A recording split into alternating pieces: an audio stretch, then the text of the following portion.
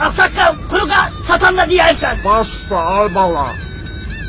Aksakal ne oldu satmadık? Yaddan çıkar ha. Satan da diyeceğim ay bala diyeceğim. Aksakal ele bir keşke o be. Ay bala bak işte yadımdan çıktı. Yeke çıkasana.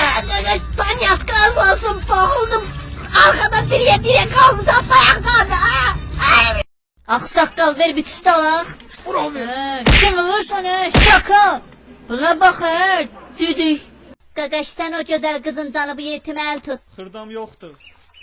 Sen papeyzanı yalvar. Oxumdur da qırıl. Ayağı altında ölüm ne olar? Taza keçmişik. Adam çişi olar he.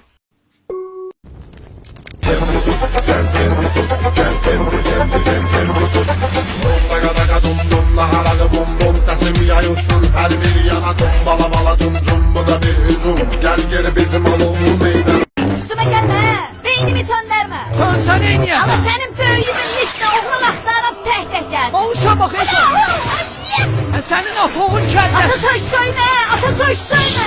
Hem ozlu olur. Tut qaşı. Tut qaşı. Elden qolundan danışma mənlə. Canlara buz koy zaman oğlan. Kişi kimi şəxsiyyəti var, hər tərəfdə hörməti var.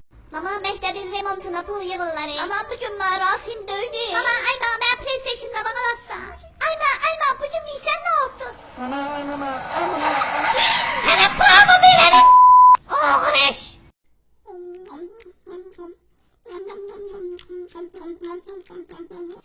Diyeta.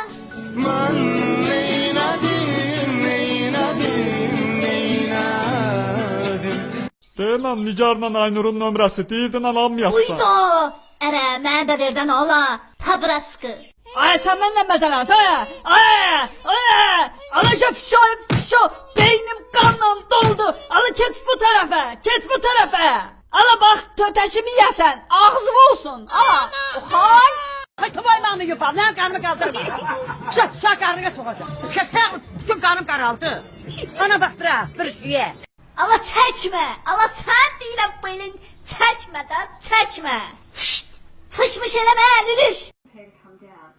Think about coming down, maybe in straight legs for a bit more of a challenge, and just thinking about the sides of the body. Allah qasın gəldənə. Uy da kıza bakın kakalar. Hamı qız. Uy da babatdan. Nömrəm 055 993. Hele bu ferine bak. Nə qəşəng qız da bu havalar. Ey